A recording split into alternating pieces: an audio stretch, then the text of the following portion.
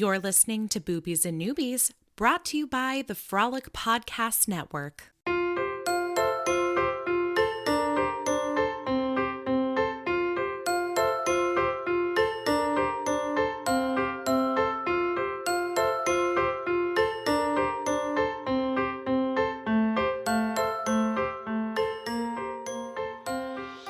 Welcome to Boobies and Noobies, the podcast that asks novice romance readers to think outside the dick in a box and brave the unbridled world of erotica. I'm your host, Kelly Reynolds, and after spending the first part of October, or Cocktober as it's known on this podcast, catching up on episodes, I am excited to finally be putting out the first episode in our Bite Me series. Now, Bite Me could refer to a lot of creatures in romance, but in this case, I'm talking werewolves. So get ready to howl at the moon for today's reading, because the only thing better than one werewolf is two werewolves. Now, you can always catch up on past episodes of Boobies and Noobies on your favorite podcatcher or on boobiesandnoobies.com. And of course, if you want to support the podcast, reviews on Apple Podcasts are always appreciated. It might seem like something small, but really, reviews make a huge difference for indie podcasters like myself. If you're feeling really generous this month, please consider supporting Boobies and Noobies on Patreon. I am not even kidding when I say that every dollar counts, and we have tiers starting as low as $1 a month. Plus, we have a lot of fun, and with my annual holiday special, the 12 Days of Boobsmas coming up soon, patrons will be the first to know about everything that's going on. Book picks, giveaways, interviews, etc. You will find a link on the website. You'll also find a link in the episode notes today. So please, please, please consider coming on over and joining the Boobies and Noobies fam. But that is enough business talk for now. Let us get down to the romance. Joining me today is my good friend and former college roomie, Valerie Johnson. Although I call her Val Pal or Valerie Johnson, seeing as she married a man with the same last name. Valerie is also a new mom, so this episode will last about as long as the morning trip to the park. So please join me in welcoming Valerie. Hello. Thank you for having me. I feel like this has been a long time in the making, because I want to say I asked you back in like February or something if you wanted to do an episode of the podcast, but you know, you had an infant, and as cute as she is, that makes it difficult. Yes, it really does. It turns out babies take up a lot of time. It's time, energy, yes. money. I All mean, just the like things. add to the list. Yes. But now she is she's 1 year old. Yes. She is 1 year old. Yes. Like, it is, I cannot believe that a year ago you were texting us from the delivery room having a baby. Yes. Yeah, I texted our group chat almost through my entire labor. It was great. We got photos, nothing graphic, and, you know, updates. Yeah. And I remember you being very hungry because they wouldn't let you eat anything. That is so true. That was the worst. Well, because it was a male doctor and he's like, no, you can't eat. And then there was a doctor shift change and the female doctor came in and she's like, do you want to eat? And I was like, yeah. She's like, just, I'll sneak you some toast. I was like, thank you. Oh my God. Really? So he was really just starving you? Yeah. I will say too, now granted, I know nothing about having a baby myself, but I don't think I've ever noticed that in like any portrayal of like the birthing process in movies, TVs, even in books where anybody's mentioning like that they can't eat. Like, that's never something that I've noticed. So I don't know. Is that, it is are a you thing. supposed to stop eating? Yeah. I mean, if you're going to have like possibly a C-section, you're not supposed to eat before the surgery. Okay. So there was a chance I might need a C-section, but I didn't need one. And so this lady was like, yeah, you can eat. You're fine. Like, thank you. Bless you. Yeah, the only thing I always remember from like TV shows and movies where people are having a baby is like the ice chips. Like they're feeding them like ice chips. And I was that's like, why. Is that it? That's what you get to eat? Ice chips? Yeah. Like, tasty. Yeah. Yeah, but my labor was like 22 hours. And I hadn't eaten since the day before. So it'd really been like Ugh. 2 days without food. Ugh. Yeah, I know. Where are you supposed to find the energy to like push out a human, like, if you don't get to eat? Who knows? Who knows? I wouldn't have had a baby if I didn't have that toast. I think she'd still be in there. You've heard it here. You've heard it here first, folks. Now, I'm curious. I know, as far as like your relationship with reading romance goes, because I know that you're a reader. I know we've talked about books in the past, but how much of a romance reader are you? Not a very huge one. I read in high school, I read Nicholas Sparks. I read the Notebook. Him. Yes, him. And I liked the Notebook, so I said, "Oh, I'll read more." And then I read more, and they all kind of followed a formula, and so I was like, "Well, I know what's going to happen before I read the book." So yes, I kind of stopped reading him and just assumed that was most of the genre, which turns out it's not.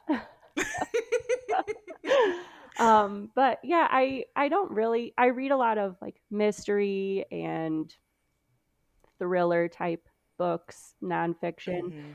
And so I know ever since I've known you, you've talked about romance, and it was never something that I picked up until you have recommended a couple books throughout the years that I've known you, and those have been good. What did I recommend? I'm so curious. Oh, let me think about it.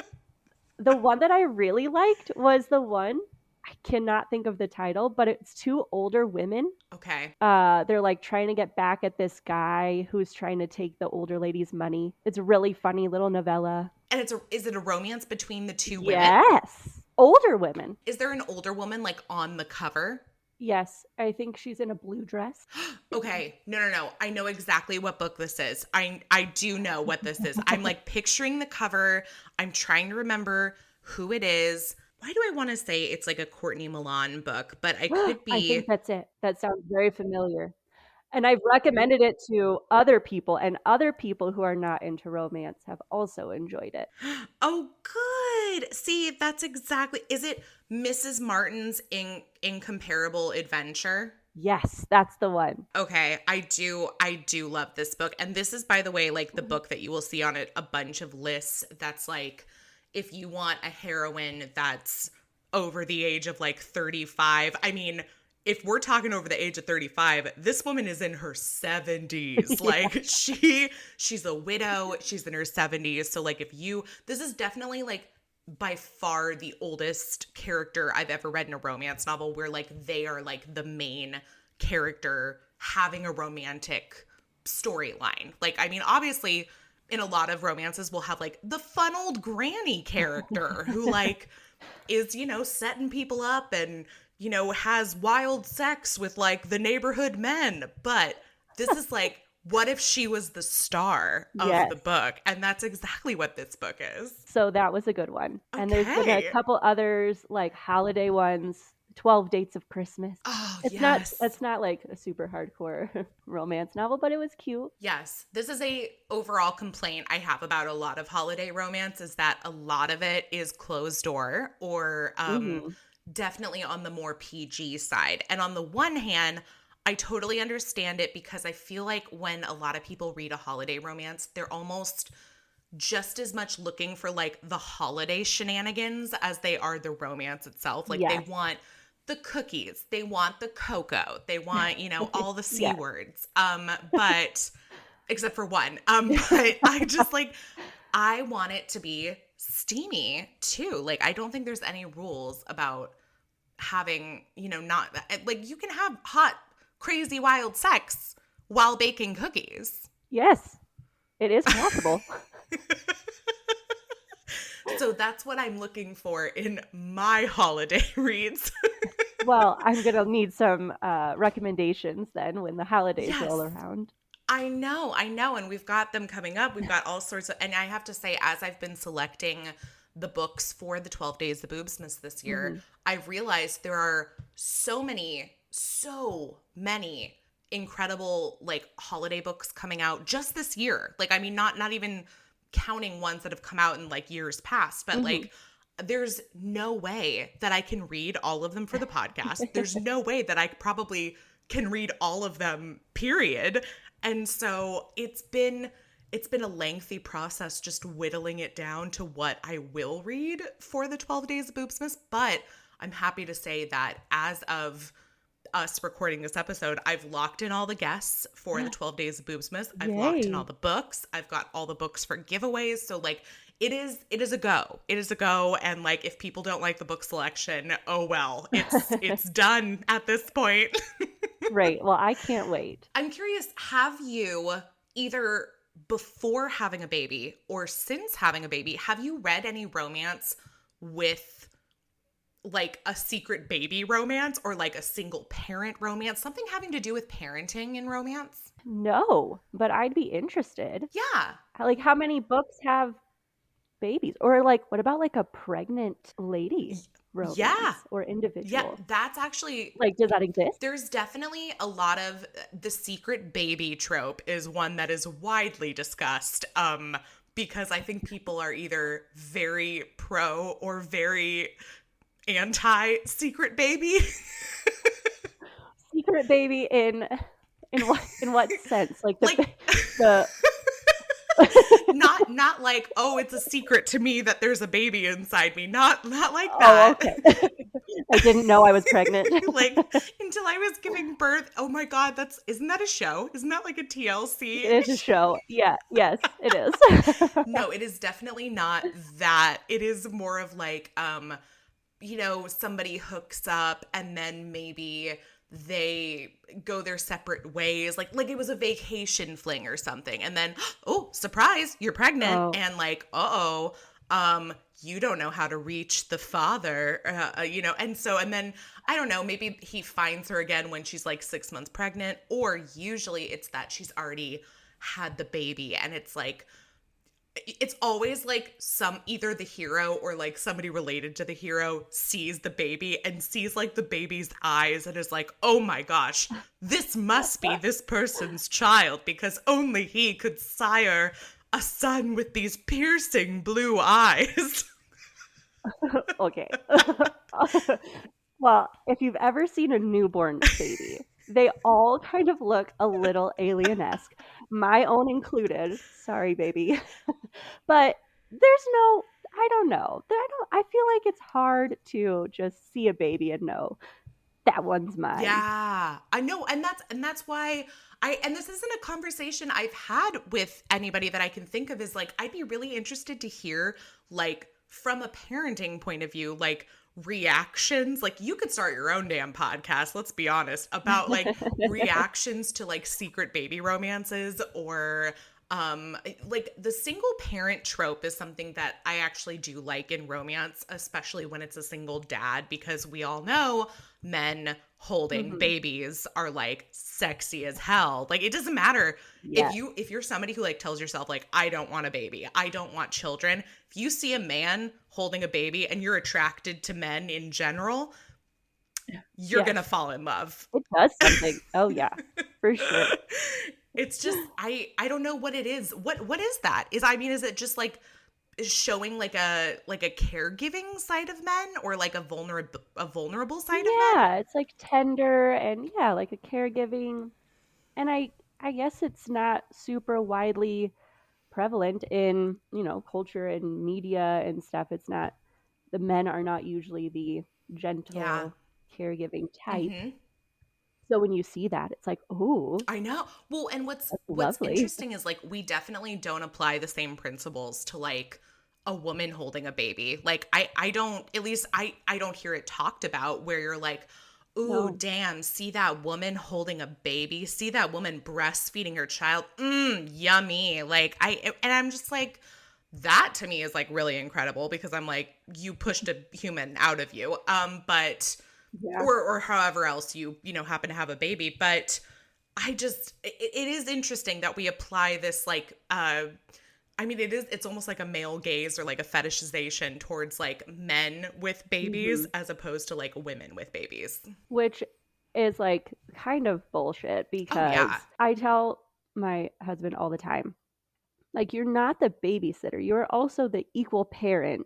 So Mm, you should do, and he does. He's great.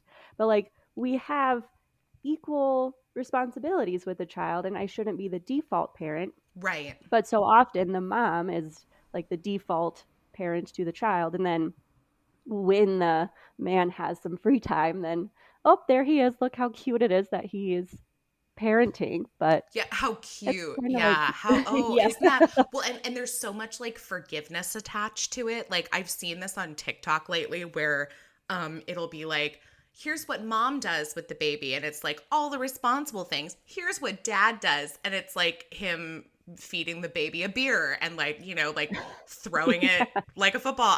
Whatever. And Yeah. and it'll be like, ha ha ha, isn't that cute? And people are just like, no, this is not No. cute. Like, stop treating this like it's just we're poking fun. Like, hold him responsible for raising his child as much as the maternal figure, I mean, and Yep. it's oh gosh. And I wish I could 100%. say that we were discussing like a single parent book today or No.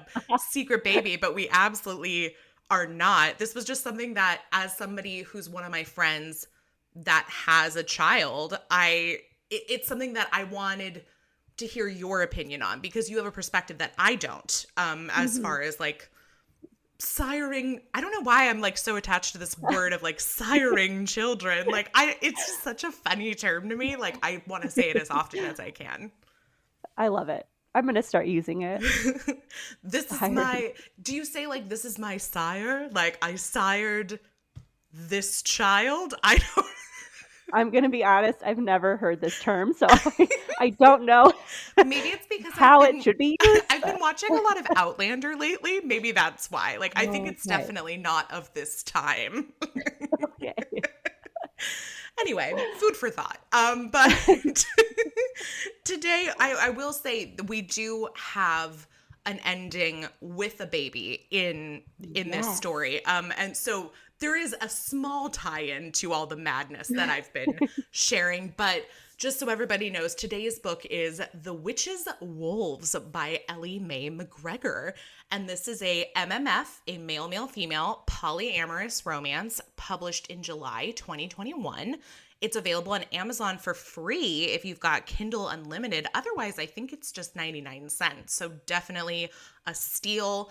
It is also a short novella. So Valerie and I both read this book in the bath. Yeah, we did. Not together. Not together. Separate Separately. baths.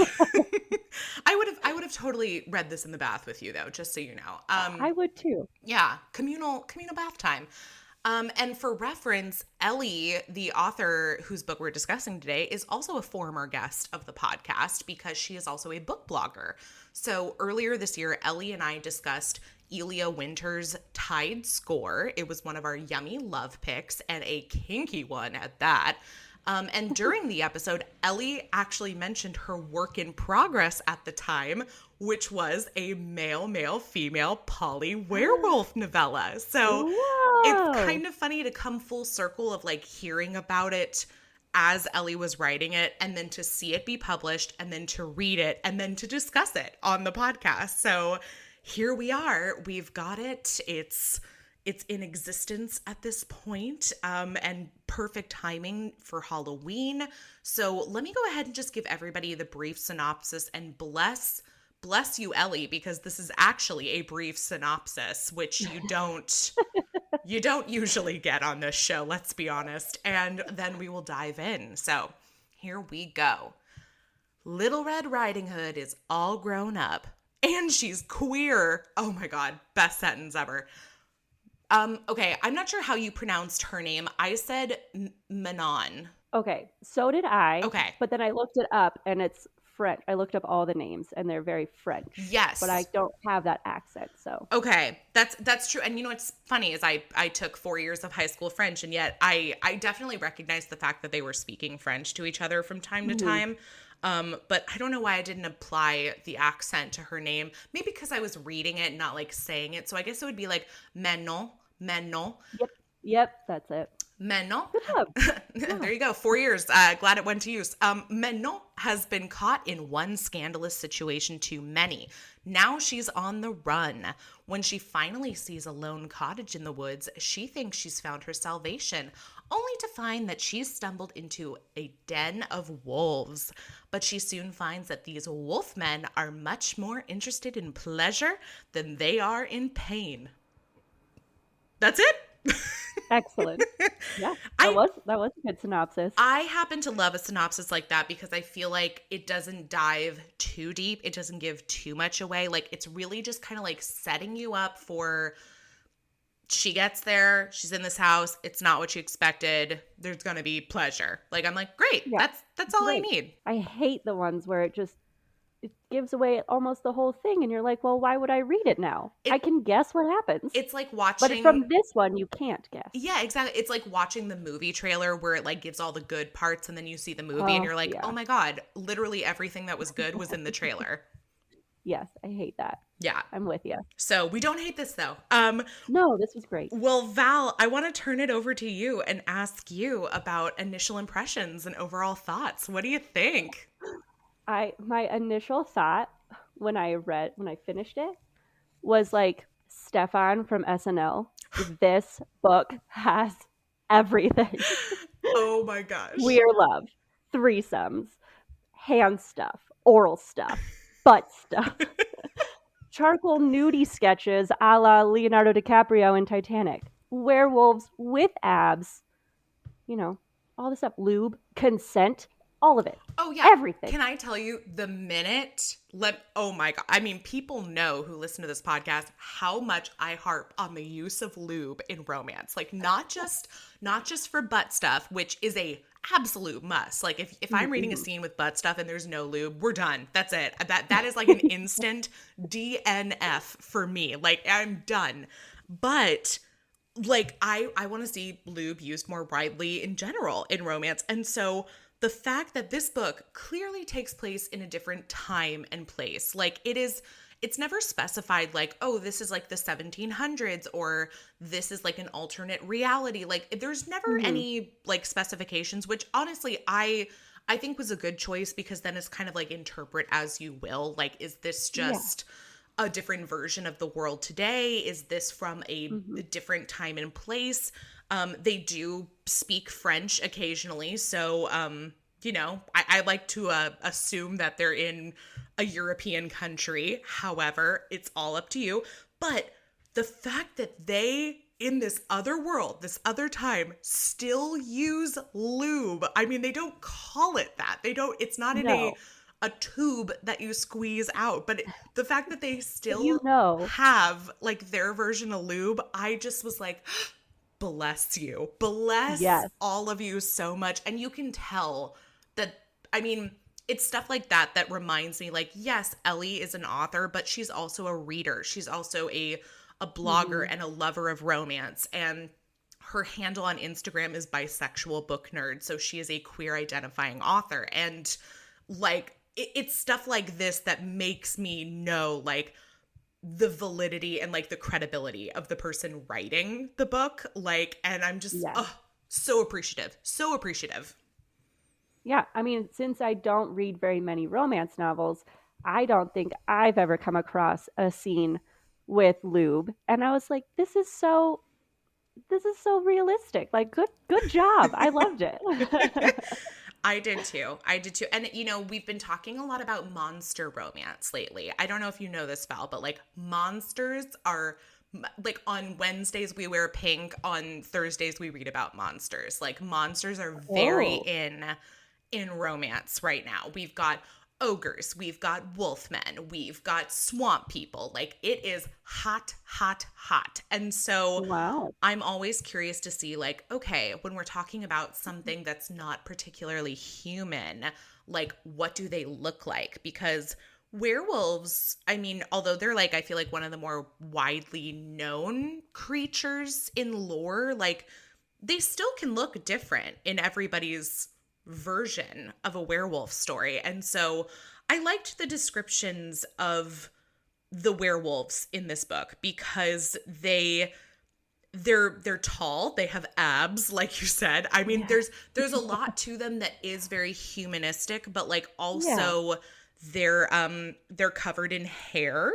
You can still see part of their faces. I think she even says like their eyes were clearly human. His ears were as a wolf's. The bottom of his face, where a wolf's snout would be, was only slightly elongated. So it's kind of an interesting like hybrid of like what these wolves look like. I also appreciated the description because then it did make them a little more human, and so in my mind it made it easier to kind of digest this relationship and not just like, without like thinking of it as wolf. like bestiality. Right. Yeah.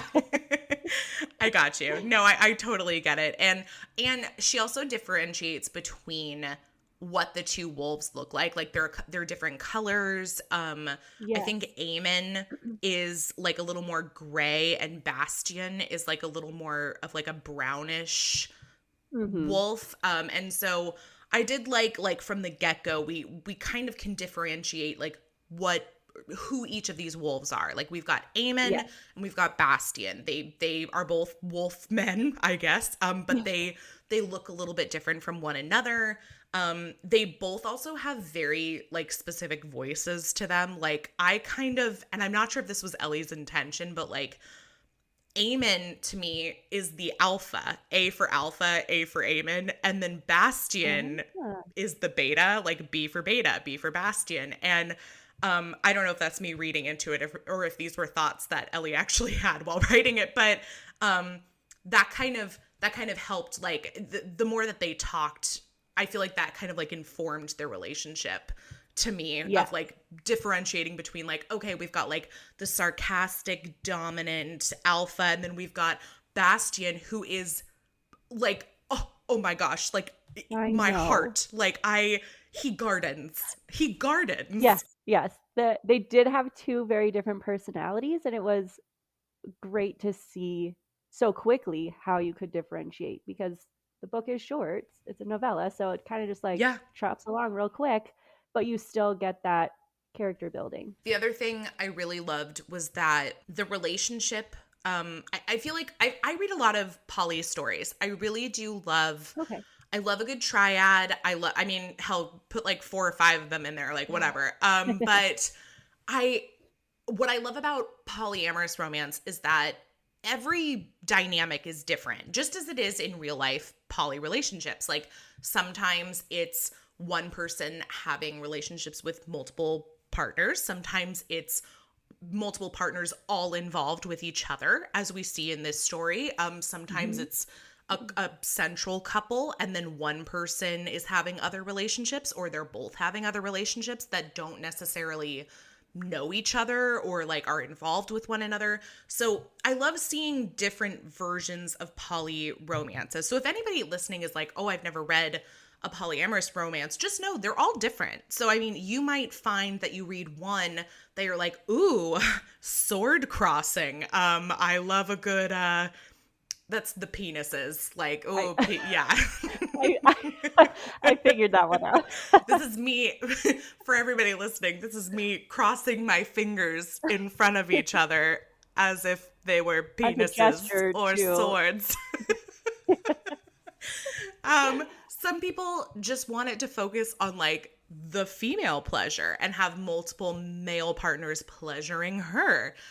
It's really your own prerogative. It's whatever, what's your whistle. And for me, I love a good sword crossing. I will say it's very rare for me to read a book where the couple to begin with, before they bring in somebody else, is of the same gender. So I think this is one of only 2 books that I can think of where the couple to start with are the 2 men. It's Bastien and Aemon, and then Manon happens to be the 3rd one that they add into their relationship. So I loved that it kind of focused on this already established relationship between these 2 men, because we don't get to see that as much. And I loved that. Yeah. I mean, I don't know. I haven't read any other polyamorous books, so I don't have anything to yet. Yes, this is the first of many.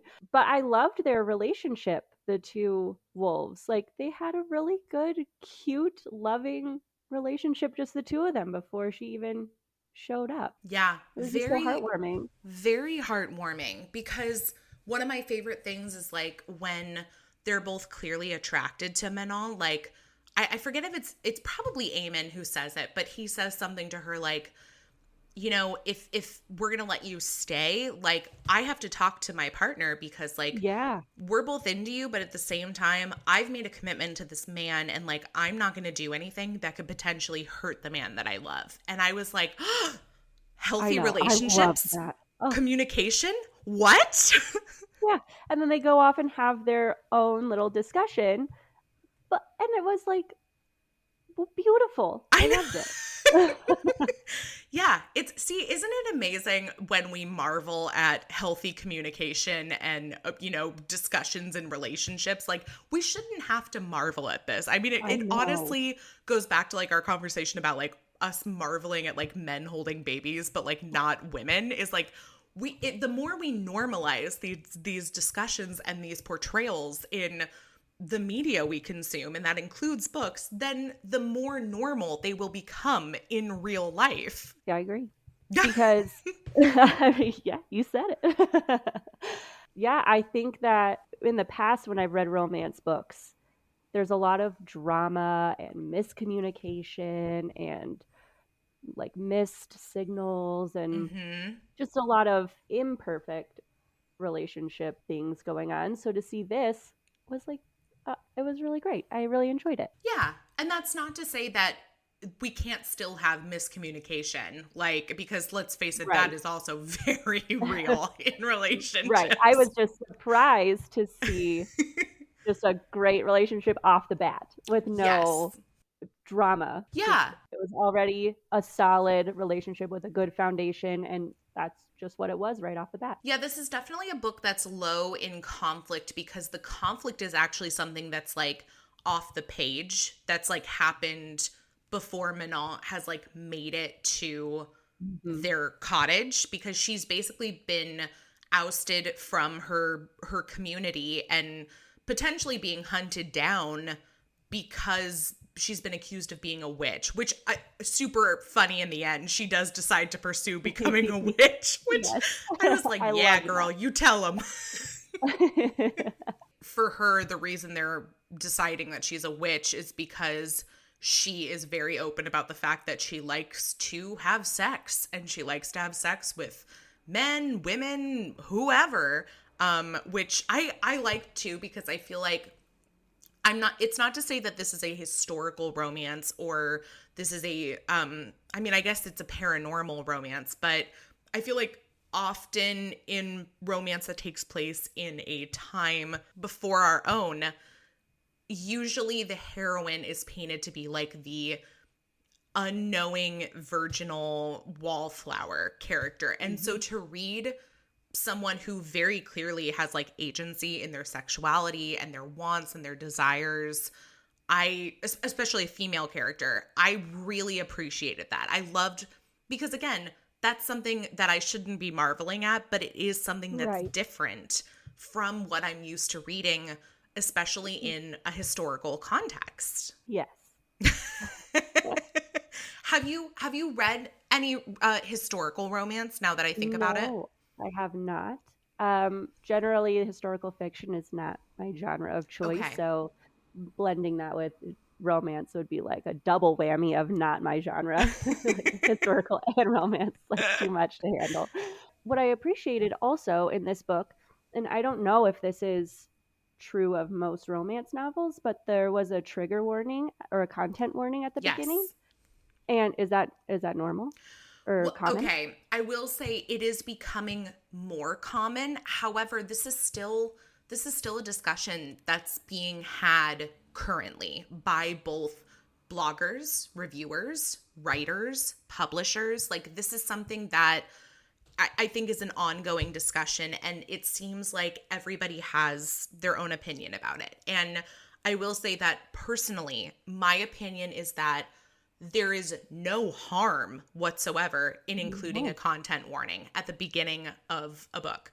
A few things recently, I feel like that's kind of come across my feed that's touched on this issue. I do follow a specific author on TikTok, and this is not me shaming her by any means. I really enjoy this author's work, but she did post a video on TikTok where she talked about how she will never include a content warning like in the beginning of her book because she finds them to be, and this is an argument I've heard on behalf of a lot of writers, is she finds it to be too spoilery. Like, I know that's not a word, but it is in my vocabulary. But Right. like, I don't want to give away things by saying it in the content warning. And then the other thing she said, which I don't disagree with, but I do think there's a difference, is if there are specific warnings to be mentioned, why not weave those into the blurb for the book?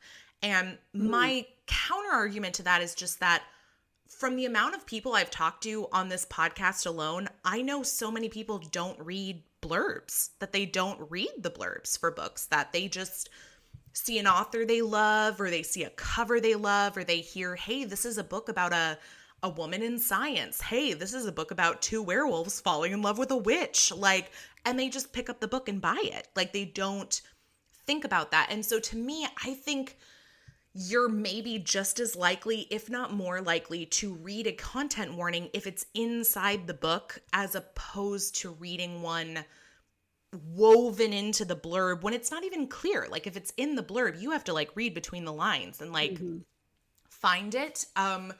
The other thing is that along with like the spoilers, which I don't see how that's a spoiler, is saying like I'm just alerting you to the fact that there are going to be discussions about, you know, a priest hunting this woman down, or there's going to be a woman suffering from post-traumatic stress because of like an assault. Like, that's something that I think just the mention of it, even though it's not triggering to me, I just find the mention of it so thoughtful that somebody is thinking ahead and saying this could be potentially triggering to someone. So I just want to make sure it's there just in case. Like, I feel like I'd be more inclined to read a book with content warnings just because they're there. Like, not even like to avoid it because of the content warnings, but just thinking like this person was so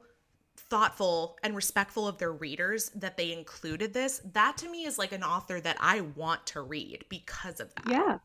That's how I felt. Like, I saw the content warning, which was about, you know, the mention of the priest and criticism of the church, which and she even says like, if that's not your thing, like, I'm just letting you know now, this is what's in it. And so then you can decide like, oh, this is not for me. Or in my case, I was like, oh, I love this. I want to immediately keep reading more. Yeah. See, you had a similar response. Yeah. And I thought all genres should have this. I agree. You know, at the beginning, like, it's not just a romance thing. Like, they all should. And I was very into the idea of having a content warning. So it's interesting that you brought up that not everybody is on board with that. Yeah, and it's the other one that Ellie does include a content warning. It's the last sentence of it is, lastly, this book features several explicit sex scenes. And I think there's probably a lot of people, you know, either listening or who have read this book thinking like, well, duh, it's a romance novel. Like, that's my expectation. But I think that alone is something that is worth being unpacked, because then, as we found with so many guests on this show, the expectation when you're not a romance reader to read a romance is that this is going to be straight up erotic pornography on the page. And that is not the case. And there are so many romances out there that are what we consider closed door, that we don't actually explore any, sexual relationship like in the bedroom or kitchen, wherever. And so the fact that you have to like specify like that there is sex or is not sex, is interesting.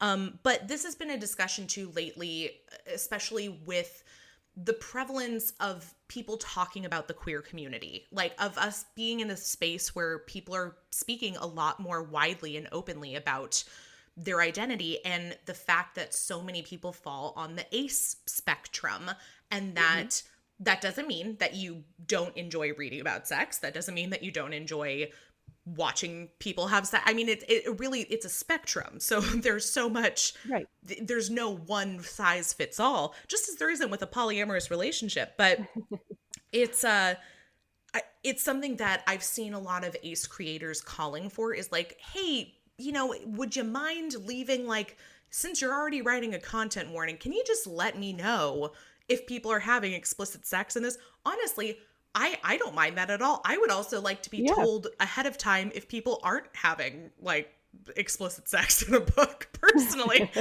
because there are certain books where it would save me a lot of time to decide whether or not I'm going to read it.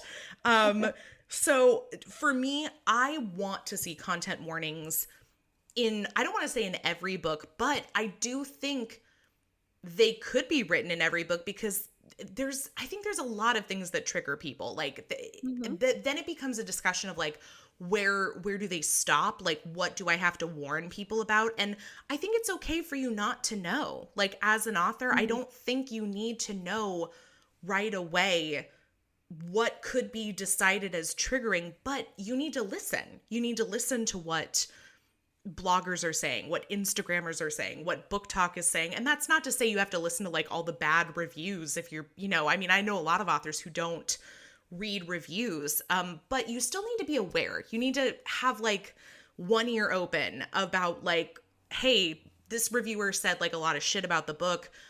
I don't need to listen to that. However, she did mention this one thing that was triggering to her, and that's why she wrote a bad review. And I did not think of this as being something that could be triggering for someone. Like it's just, this is what we're talking about when we talk about accountability, is just sort of like hearing what people have to say. Maybe you don't agree with it. Maybe you agree with some of it, not all of it. That's perfectly fine. But what is your response to it? Are you just going to do nothing? Are you going to say something? Are you going to change the first page of your book? Like, whatever it is, just be aware, be open, and don't close yourself off from having these discussions, because I think a lot more people will be really interested in reading your books if you do include a content warning in response to a discussion like this. So I mean, obviously, Ellie already included a content warning, so kudos to Ellie. But this is just all of this to say that we appreciated the fact that there was a content warning. It seems like between the two of us, that was something that resonated on a positive note with us. And I do personally want to see more of them in books in general. And like you said, Valerie, not just romance, in all books. Yeah, all genres. Anyway, back to this book. Sorry for the tangent. No. I mean, it happens regularly on this show, so it's perfectly on brand, shall we say. Oh gosh, I did before we get to like some sexy excerpts, I did have a couple, great one-liners that I just marked, because let's face it, Eamon has some great things to say. And I think my favorite was, "Beautiful girl, have I brought you to tears with the thought of my cock?"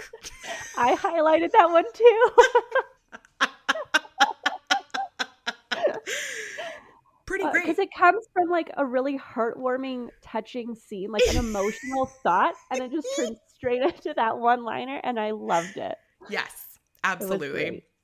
Absolutely. I will say one of the things, the last thing I'll say before I do have, sexcerpts to share, and honestly I could share like 4, but It's so funny because I recently released an episode where I complained about the book ending in a baby.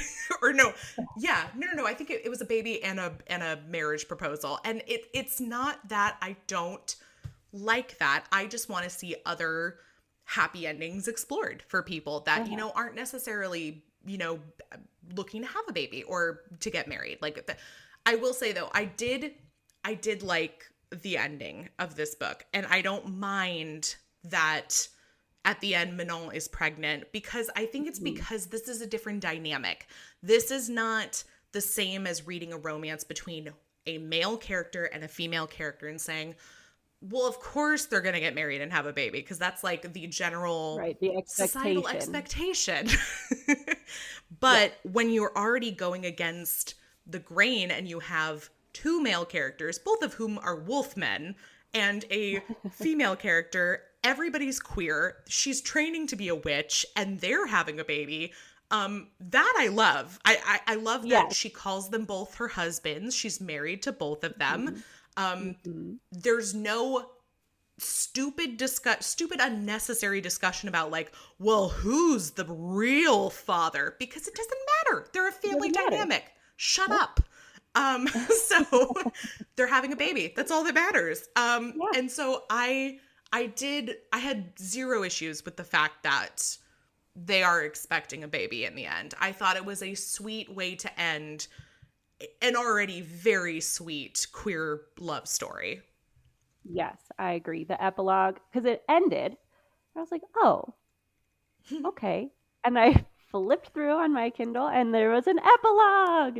Huzzah! And so, huzzah! And so she's becoming a witch.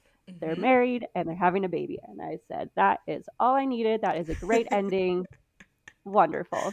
I'm content. I was happy with it. She's becoming my favorite kind of witch too. Like whenever I see like witches portrayed, like my favorite kind of witches are the ones where it's like they use the elements and they blend potions out of like ingredients from the earth, and it's more about intentions than it is about waving a wand or like magic shooting out of your fingers. Like, don't get me wrong, I like that too, but I love seeing this kind of representation of a witch, because I have several friends who identify as witches, and this is the kind of magic or ritual even. I think they consider it more ritual than they do like magic that they do, and I find it fascinating. I was going to say, I don't know any witches personally, but to me, this is how I picture somebody who is practicing witchcraft, was like this character.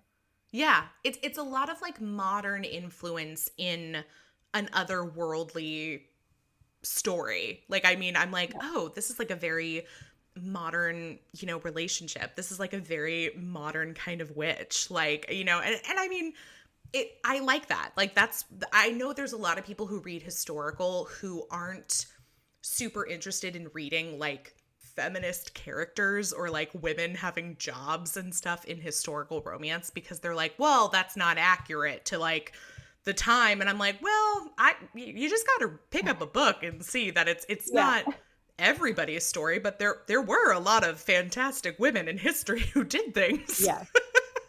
Definitely. And I love those stories. I love reading like a modern feminist heroine like set in 1800s. Like, I get the shit done. Like, that's great.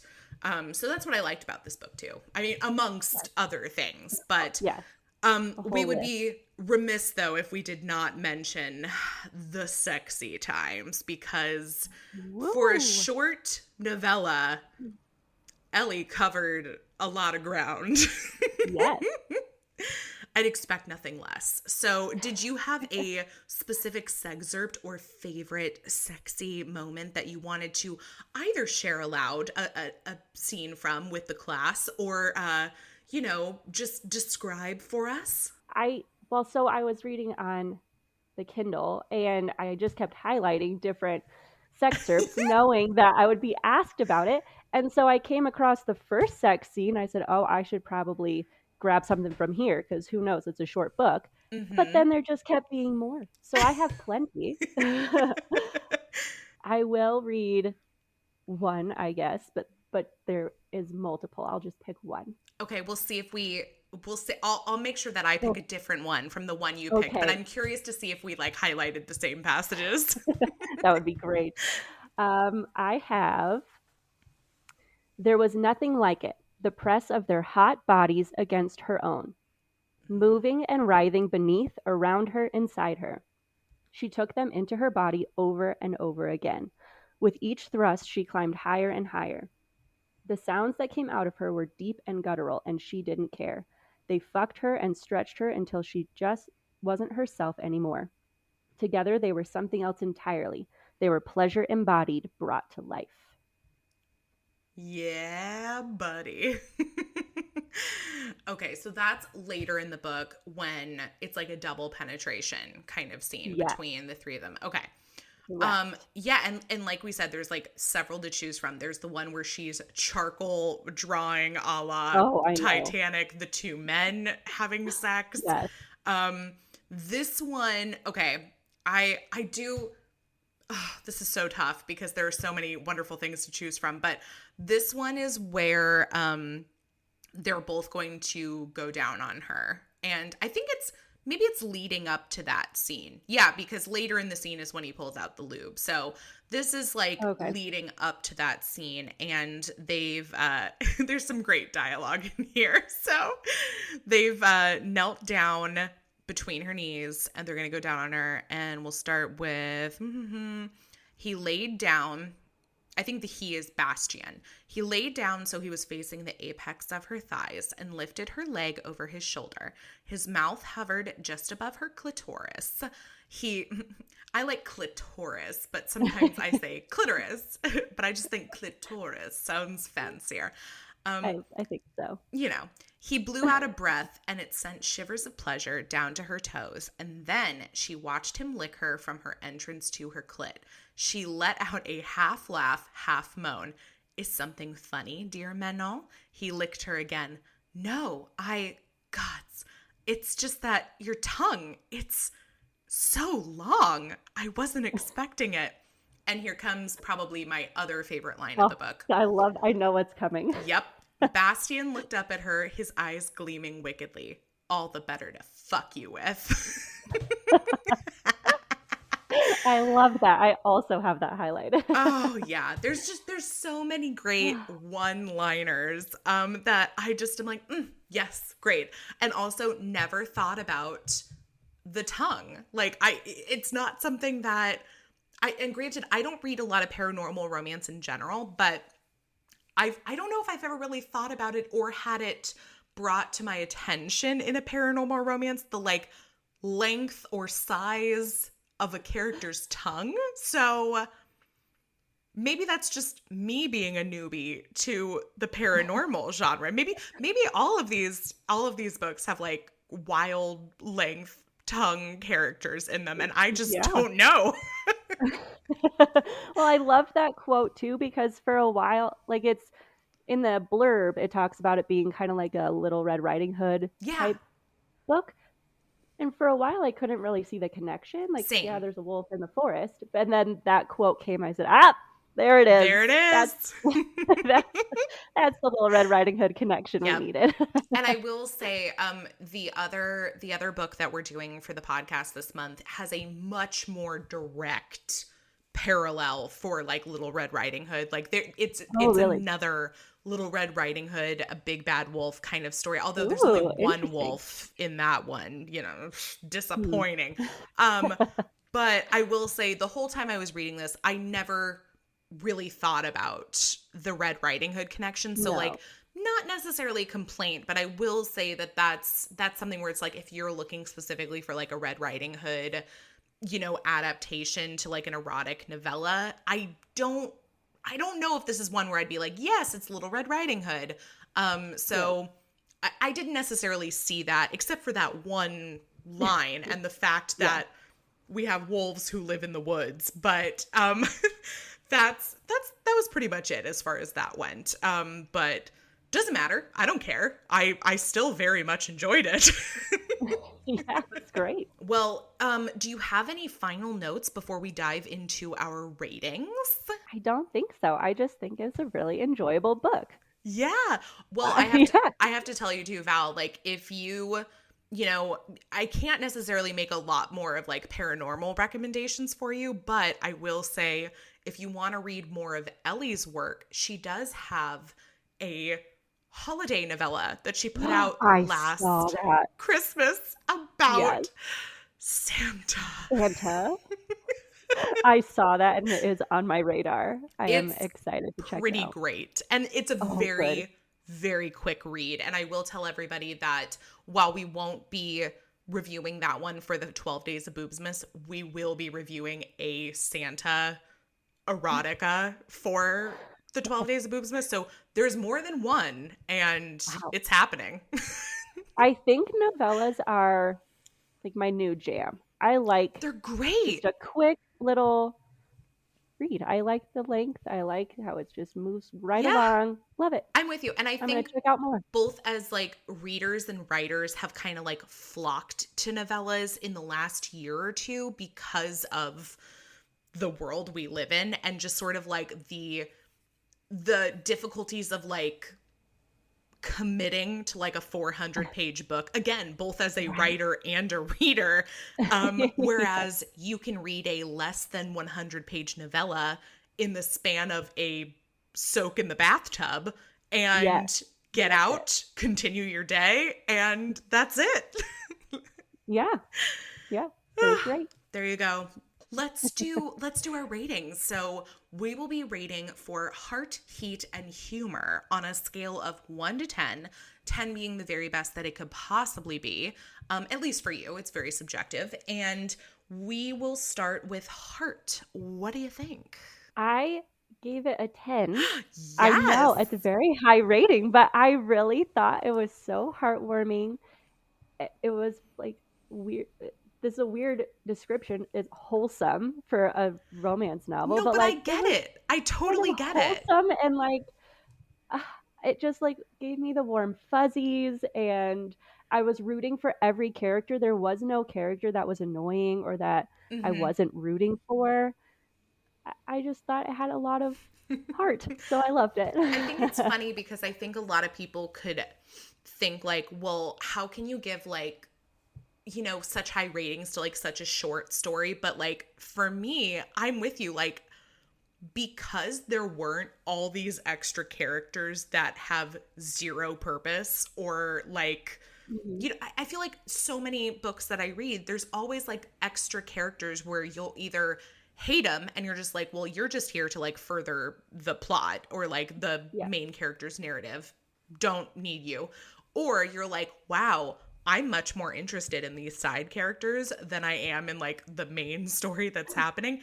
And the beauty of a story like this is that it's so insular. Like it's literally the three of them in this Mhm. cottage the entire story and a little bit at the end with like other people, but not really. So I think because of that, you have to focus so much on just this trio that I'm with you. The heart is so high because it's just about the love that they all have for each other. And it's so funny to think of it as wholesome, but I totally I know. understand where you're coming from because it really, because of that, it's literally just like a love story. Like, let's just focus on the love. And that's exactly what she's done. So I'm with you. I'm going to give it a 10. Great. Yay. Yeah. Okay. How about humor? All the better to fuck you with. I know that. It was so great. I gave it an 8 because there were just those little one-liners. I literally chuckled out loud in the bathtub I did too. multiple times, more than once. So I think that to get multiple out loud chuckles deserves a pretty high rating for humor because I think I didn't go into it expecting to laugh at this Nice. book. And so it was an unexpected nice surprise. Yeah, I'm with you. I I think I'd be between a 7 and an 8 because I too chuckled. I think it's definitely like my brand of humor. Like it's the humor Mhm. I appreciate. I Yeah. will say I don't it's not what I would consider like a laugh out loud book for the majority of readers. But there are definitely moments that I think the lines, like those specific lines, will just like, oh, I love it. They just made me chuckle, and I like a good work for your comedy kind of story. Like I'm not into like the physical comedy. I'm not into the slapstick so much. Like it has its time and place, and this isn't it for me personally. And so I like the comedy that was there. I just definitely think there are some more like serious tones kind of like in the background of this book. And so that's the only reason I wouldn't like rate it higher, is I just want to, you know, make sure people understand, like, it's not like a uproarious rom-com, ha ha ha, she ran into him with her coffee, spill, like, which again is probably what is supposed to be considered funny, that I don't even find that funny anyway. Oh yeah, that's not for me either. Oh gosh. Now, how about the heat? And I want you to think about too, like in terms of like the romance that you have read, sort of like how this measures up against them. It was a lot steamier than books I have read, because the couple that I have read were like closed door, or they're just like those little holiday rom-coms where it's not very spicy and steamy and in the bedroom and explicit. Except for the gingerbread cookies cooking in the oven. Ha ha ha. So for me, I gave it an 8.5. Okay. Because I feel like, I imagine that there for sure is steamier, hotter romances on the market, but it was my first like threesome scene that I had read. And to me also, relating to the characters, or like rooting for the characters, and them having so much heart made it seem hotter to me, because because it was consensual and it was loving, and I was like, this is so freaking hot. Like, I enjoy it. So for me, it was pretty high. I didn't give it a 10 because I assume there's more out there that I have not discovered yet. Yeah. But so for like your readers, it would probably not be a 10 on a scale of 1 to 10, but for me, it was getting there, because I was reading some of this. I was like, woo, I know. Hot in my bath. Hot in my bath. Ooh, is it me? Is it the tub? I don't know. No, that's so funny that you mentioned that, because I've gotten to the point where, and this is why I hate ratings in general, like I'm so close to just scrapping them altogether. But for me, I have like 2 heat ratings. I have like the heat rating that's like my personal interest heat rating, which I would also probably put at like a 9, because I just think the level of consent and the fact that we get to see like the 2 men together, and we get to see all 3 of them together. Like, I love a good variety. I love the fact that they use lube. Like, lube makes it like a 12 for me alone. Like, but when I think about it in terms of like recommending it off of heat level to other people, I have like a different rating, because I'm like, okay, I do know what else is out there. And I have read books where I'm like, oh my gosh, they've got toys. They're like doing it upside down and here and there and over there, you know, and so I can't say it's a 10 because of those books that I've read. And so this is one where I think if I were to give a general heat rating for like other readers, I would probably say around an 8. Because we do have a poly relationship. We do have double penetration. You know, there's like some oral, there's some hand stuff. Like there's a good variety. But, you know, at the same time, it's not the level of like heat that I've read in other books. So personally, it's a 9, maybe even a 9.5. Like this is the kind of heat that I want to read. This is like my ideal level of heat. Not too much either. Not too much, not too little. It's like the perfect amount. The Goldilocks, if you will. The Goldicocks of romance novels. So, you know, fits right in. But well, we were pretty on par with each other. Yeah, I think so. Yeah. I feel like even when it comes to the ratings, I will say the one thing that has been like consistent throughout the evolution of Boobies and Noobies is just that regardless of our reading levels, regardless of like how much romance we've read, I'm usually pretty on par with the ratings of my guests. Not always, but I will say I feel like a good 80% of the time we are pretty much on par with the way that we give ratings for the book. So that just goes to show you, like, whether you're a newbie romance reader or one that's been reading it for years, I think we can still kind of recognize a good story and characters that interest us, and a love story that makes us feel something, or a steamy scene that has us steaming up the bathroom. Like, I mean, I think there's a lot of things we can connect on while reading a romance if you take the time to read it and discuss it. I agree.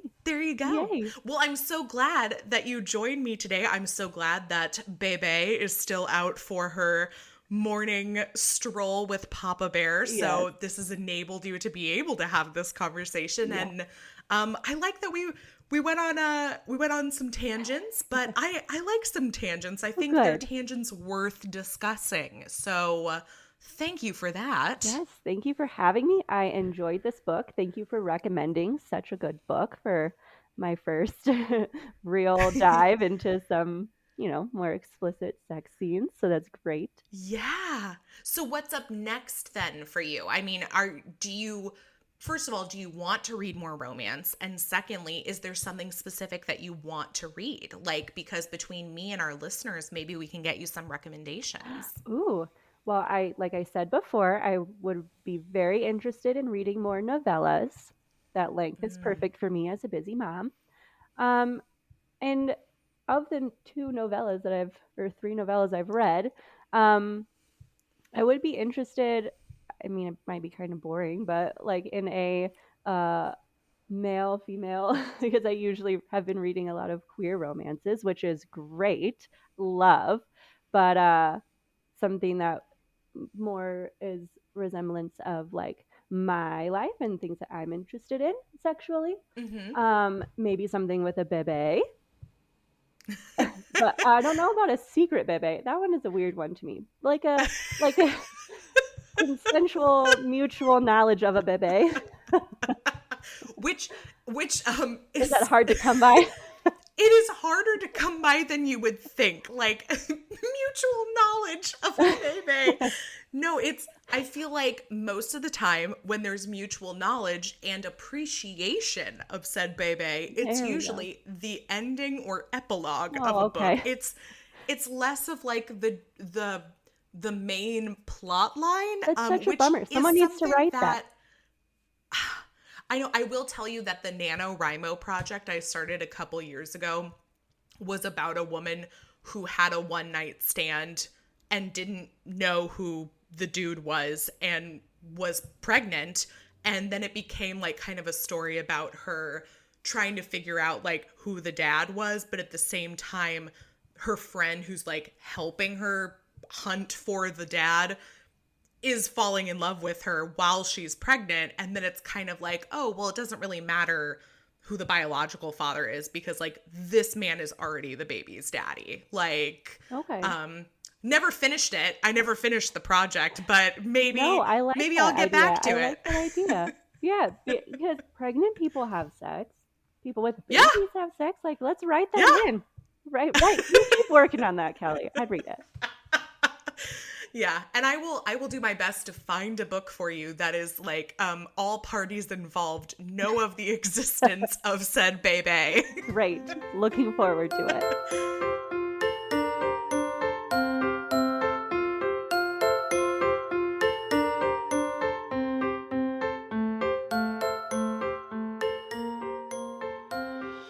Thanks so much for listening. Boobies and Noobies is part of the Frolic Podcast Network. Find more podcasts you'll love at frolic.media/podcasts. You can follow Boobies and Noobies on Facebook, Twitter, and Instagram at Boobies Podcast.